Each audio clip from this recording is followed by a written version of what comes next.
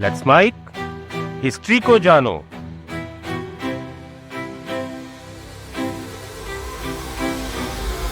ये साल था 1947। भारत अभी अभी आजाद हुआ था, लेकिन आजादी के साथ ही सबसे बड़ा सवाल खड़ा हुआ कि कश्मीर का क्या होगा। किसी को नहीं पता था कि धरती का स्वर्ग कहा जाने वाला कश्मीर जल्दी ही कई लोगों के लिए जहन्नुम बनने वाला है। अक्टूबर महीने की 22 तारीख से जब कश्मीर में बर्फ पड़नी शुरू हो जाती है, तब से ही पाकिस्तान की ओर से कबायली लड़ाकों ने बॉर्डर को पार किया। वास्तव में इन हजारों कबायलियों के भेष में ये पाकिस्तानी आर्मी के लोग थे जो जम्मू और कश्मीर में घुसकर कत्लेआम करने लगे थे। कश्मीर के महाराजा हरि सिंह, जो आजाद कश्मीर का सपना लेकर इसे एशिया का स्विट्जरलैंड बनाना चाहते थे, उनके सपनों को कबायलियों ने तबाह कर दिया था। ये सब देखकर उन्होंने जम्मू और कश्मीर को भारत में विलय करा दिया। अब कश्मीर के नागरिक भारत के नागरिक बन गए थे। भारत के नए नागरिकों को बचाने की इस मुहिम ने नींव डाली थी भारत और पाकिस्तान के पहले युद्ध की। करीब 1 साल चली इस जंग में भारत के सैनिकों ने कश्मीर के बहुत से इलाकों से कबायलियों को खदेड़ दिया, लेकिन फिर भी भारत इस जंग के बाद भी सिर्फ 2/3 हिस्से को अपना बना पाया और एक दूसरा हिस्सा बनकर आता है पीओके, यानी पाकिस्तान ऑक्युपाइड कश्मीर। आज के इस वीडियो में आइए जानते हैं कि भारत और कश्मीर का युद्ध कैसे भारत और पाकिस्तान के बीच दुश्मनी की एक लंबी दीवार बन गया। इस कहानी में कई पहलू हैं, पॉलिटिकल, मिलिट्री, सोशल और इंटरनेशनल। हम इन सभी को एक एक करके जानेंगे, तो वीडियो को इन तक जरूर देखिएगा, क्योंकि अपना इतिहास नहीं जानोगे तो खुद को कैसे पहचानोगे। 1947 में भारत और पाकिस्तान के बीच के जंग की जड़ें 1846 की अमृतसर संधि में मिलती हैं। इस संधि में महाराजा गुलाब सिंह को ब्रिटिश सरकार ने जम्मू कश्मीर स्टेट सौंप दिया। इस संधि से कश्मीर में डोगरा राजवंश का उदय हुआ। इस राजवंश ने अगले 100 से भी ज्यादा सालों तक कश्मीर पर रूल किया। महाराजा गुलाब सिंह ने कश्मीर घाटी, जम्मू, पुंछ, लद्दाख और गिलगित बाल्टिस्तान जैसे अलग अलग क्षेत्रों को मिलाकर एक विशाल रियासत की नींव रखी थी। इस राजवंश में 4 बहुत ही प्रसिद्ध शासक हुए और इन 4 शासकों में सबसे आखिरी थे महाराजा हरि सिंह। वही हरि सिंह जिन्होंने 1925 से 1949 तक शासन किया, यानी कि यही डोगरा राजवंश के आखिरी शासक भी थे। अगस्त 1947 में भारत को आज़ादी तो मिली थी, लेकिन इस आज़ादी में ही बंटवारे का दर्द भी साथ में मिला था। भारत के 2 टुकड़े कर दिए गए थे और उसमें से एक नया देश पाकिस्तान बना दिया गया। जम्मू एंड कश्मीर के महाराजा हरि सिंह हिंदू थे, लेकिन उनके राज्य की करीब 75% आबादी मुस्लिम थी। ये हालत हैदराबाद के निजाम से ठीक उल्टी थी, जहां पर राजा तो मुस्लिम था, लेकिन प्रजा में बहुसंख्यक हिंदू थे। यही वजह है कि जिन्ना की नजर इस स्वर्ग पर भी थी। 24 अगस्त 1947 की बात है। मोहम्मद अली जिन्ना टीबी और लंग्स की बीमारी से थक चुके थे। वो कश्मीर में कुछ दिन आराम करना चाहते थे। उन्होंने अपने मिलिट्री सेक्रेटरी कर्नल विलियम बर्नी को इंतजाम करने के लिए कश्मीर भेजा, लेकिन महाराजा हरि सिंह ने बीमारी का बहाना बनाकर मुलाकात नहीं की। उस वक्त तक जम्मू कश्मीर एक आज़ाद रियासत थी। जिन्ना को लगता था कि 75% से ज़्यादा मुस्लिम आबादी वाला कश्मीर पाकिस्तान के साथ ही विलय करेगा। लैरी कॉलिंस और डोमिनिक लेपियर अपनी किताब फ्रीडम एट मिडनाइट में लिखते हैं, 5 दिन बाद लौटे कर्नल बर्नी ने बताया कि जम्मू कश्मीर के राजा हरि सिंह नहीं चाहते कि जिन्ना कश्मीर की मिट्टी में अपने कदम तक रखें, एक टूरिस्ट के तौर पर भी नहीं।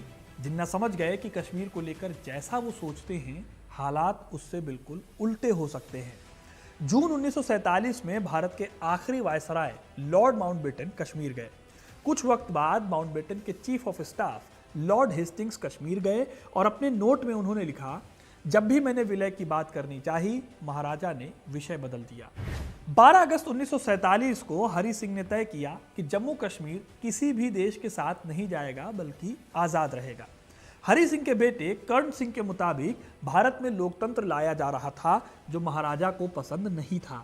पाकिस्तान मुस्लिम देश बनने जा रहा था, उसके साथ जाना भी ठीक नहीं था। हरि सिंह ने आज़ाद रहने के बारे में तय कर लिया था, लेकिन सितंबर आते आते कश्मीर में पाकिस्तान की ओर से घुसपैठ की शिकायतें आने लगी।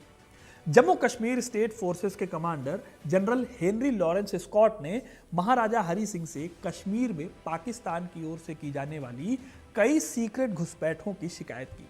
27 सितंबर 1947 को सरदार पटेल को एक पत्र में नेहरू लिखते हैं, कश्मीर की सिचुएशन और बिगड़ रही है। मुस्लिम लीग बड़ी संख्या में कश्मीर में घुसने की तैयारियां कर रही है। शीतकाल में कश्मीर का संबंध बाकी भारत से बिल्कुल कट जाएगा।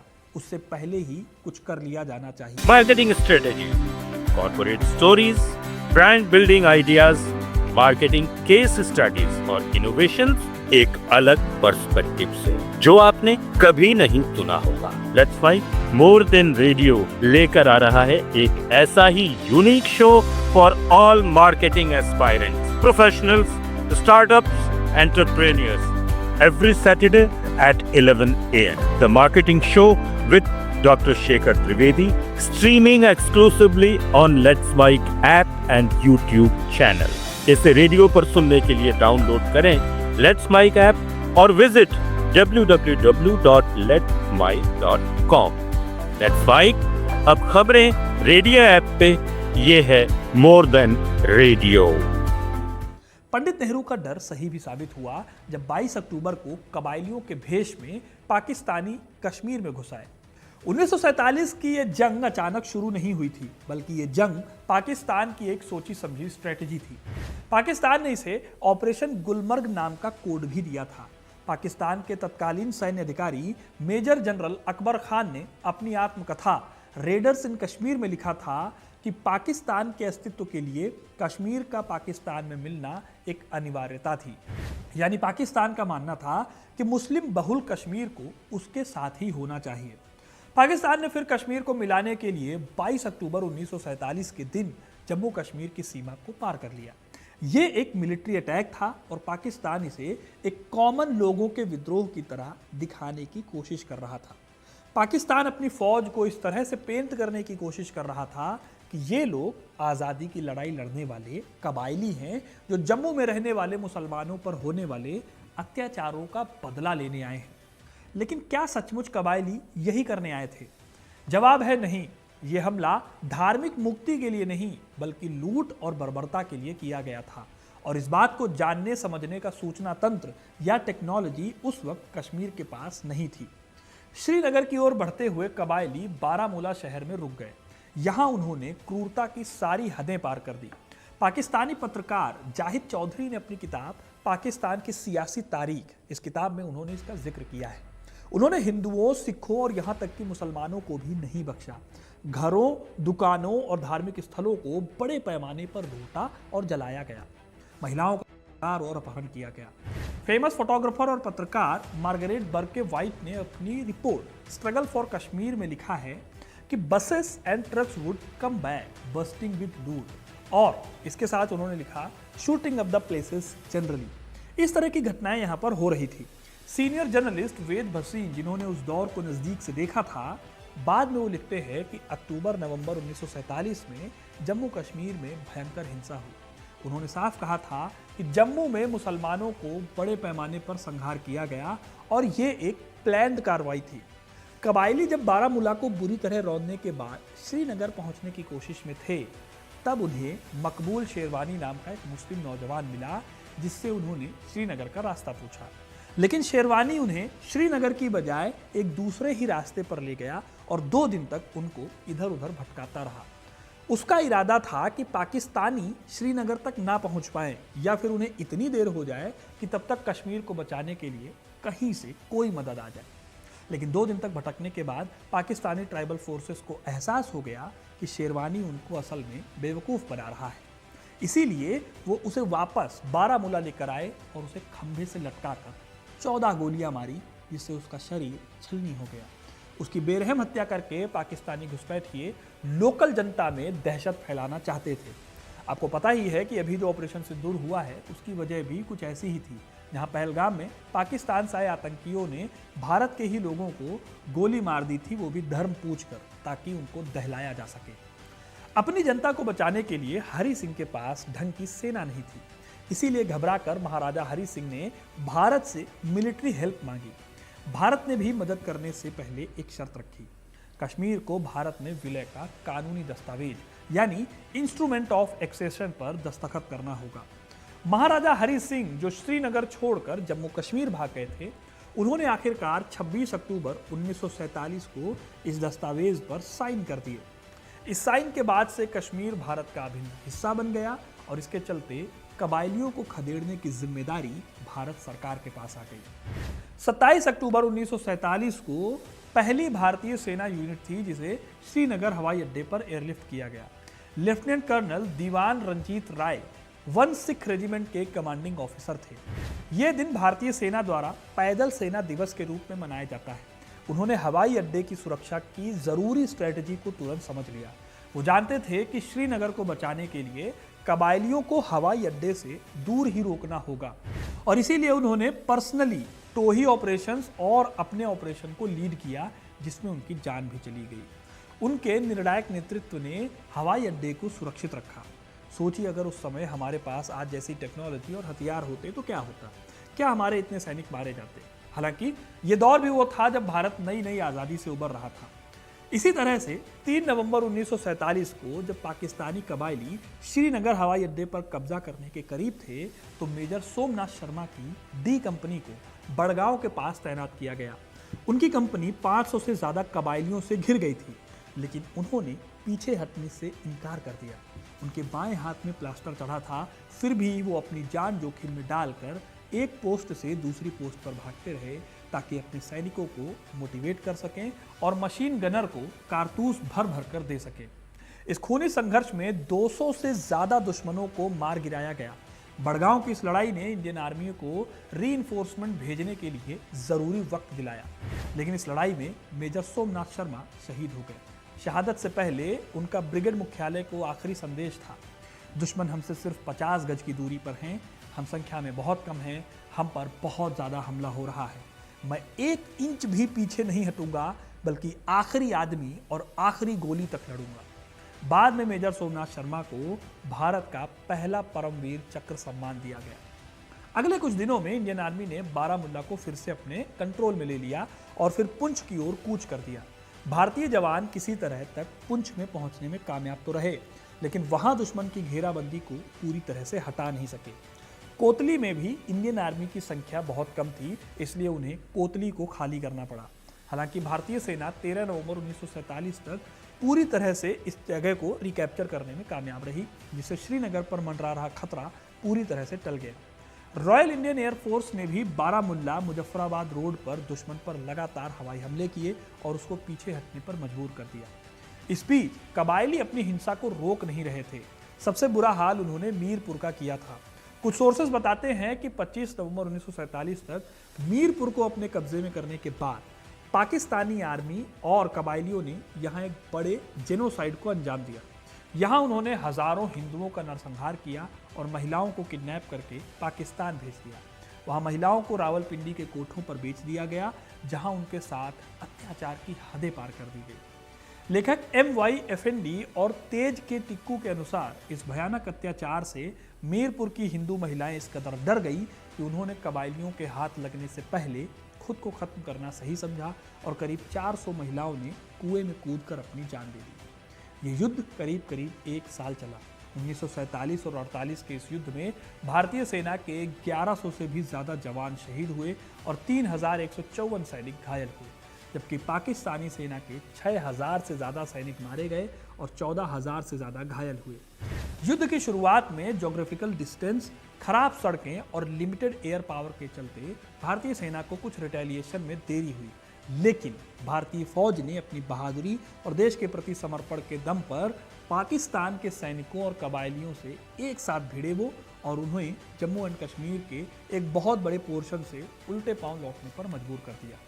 लेकिन इसी टाइम पर भारत ने एक ऐसा कदम उठाया जिसने कश्मीर विवाद को हमेशा के लिए एक इंटरनेशनल मुद्दा बना दिया। जब जम्मू एंड कश्मीर में घमासान युद्ध छिड़ा हुआ था, तब दिल्ली में लगने लगा था कि युद्ध लगातार खिंच रहा है और कोई उम्मीद नहीं है कि शांति स्थापित हो। ऐसे में भारत के वायसराय लॉर्ड माउंटबेटन ने इस सीरियस सिचुएशन में प्राइम मिनिस्टर जवाहरलाल नेहरू को इस मुद्दे को यूनाइटेड नेशंस यानी यूएन में ले जाने की सलाह दी। हालांकि पटेल लाइफ में राजमोहन गांधी लिखते हैं कि सरदार वल्लभ भाई पटेल ऐसा नहीं चाहते थे। उनका मानना था कि कश्मीर भारत का इंटरनल मैटर है और इसमें विदेशी देशों का हस्तक्षेप भारत के विरोध में भी जा सकता है। लेकिन फिर भी तमाम बहसों के बाद पंडित नेहरू 1 जनवरी 1948 को इस मामले को यूनाइटेड नेशंस में ले गए। कई एनालिस्ट और इतिहासकार इस कदम पर सवाल उठाते हैं। इतिहासकार स्टैनली वॉलपोर्ट के हिसाब से भारत की सेना तब तक बढ़त हासिल कर चुकी थी और अगर यह मामला यूएन में ना ले जाया जाता तो शायद पूरा कश्मीर भारत के कंट्रोल में आ जाता। इस फैसले के पीछे का तर्क ये था कि भारत इस विवाद को एक कानूनी और मोरल मंच पर रखना चाहता था। भारत ने दुनिया को ये बताना चाहा कि पाकिस्तान एक आक्रमणकारी राष्ट्र है जिसने एक संप्रभु राज्य पर हमला किया है। 21 अप्रैल 1948 को संयुक्त राष्ट्र ने प्रस्ताव 47 पारित किया। इसने एक जनमत संग्रह का प्रस्ताव रखा ताकि कश्मीरी लोग फैसला कर सकें कि उन्हें भारत या पाकिस्तान में से किसके साथ रहना है। हालांकि इस प्रस्ताव में भी एक इम्पॉर्टेंट शर्त थी। जनमत संग्रह या प्लेबिसाइट तब होगा जब पाकिस्तान पहले अपनी सभी सेनाओं और कबायलियों को कश्मीर से हटाएगा। हालांकि भारत को अपनी सेना की एक मिनिमम प्रेजेंस बनाए रखने की इजाज़त थी, लेकिन दोस्तों तब से लेकर आज तक कभी भी जनमत संग्रह नहीं हुआ। ऐसा इसलिए क्योंकि पाकिस्तान ने कभी अपनी सेना हटाई नहीं और इसी वजह से भारत ने कभी भी जनमत संग्रह नहीं कराया। इस तरह संयुक्त राष्ट्र में जाने के भारत के फैसले ने अनजाने में ही कश्मीर को एक इंटरनेशनल कंट्रोवर्शियल एरिया बना दिया, जिसे आज तक यूएन मान्यता देता है। आखिरकार 1947 में शुरू हुए इस युद्ध पर विराम लगा 1 जनवरी 1949 में और सीज फायर की घोषणा हुई। इस युद्ध विराम के बाद एक लाइन खींची गई जिसे 1972 के शिमला समझौते के बाद लाइन ऑफ कंट्रोल या एलओसी का नाम दिया गया। इस युद्ध के बाद से कश्मीर 2 हिस्सों में बंट गया। एक भारत का अभिन्न हिस्सा कश्मीर और दूसरा वो हिस्सा है जो है भारत का लेकिन उस पर पाकिस्तान कब्जा करके बैठा है, यानी कि पाकिस्तान ऑक्युपाइड कश्मीर। तब से लेकर आज तक ये समस्या चली आ रही है और आज तक सुलझ नहीं पाई है। तो दोस्तों ये थी पूरी कहानी। अब आपको क्या लगता है, अगर 1947 में महाराजा हरि सिंह का फैसला अलग होता या उनका फैसला कुछ और पहले आ जाता या फिर कबायलियों ने हमला ना किया होता तो क्या आज भारत और पाकिस्तान के रिश्ते कुछ और होते? इस बारे में अपनी राय हमें कमेंट में ज़रूर बताइएगा। हम जल्द मिलेंगे एक और दिलचस्प कहानी के साथ। तब तक के लिए बहुत बहुत धन्यवाद। हिस्ट्री कनेक्ट को सब्सक्राइब जरूर करें। अगर वीडियो पसंद आया है तो इसे लाइक और शेयर करना ना भूलें। धन्यवाद।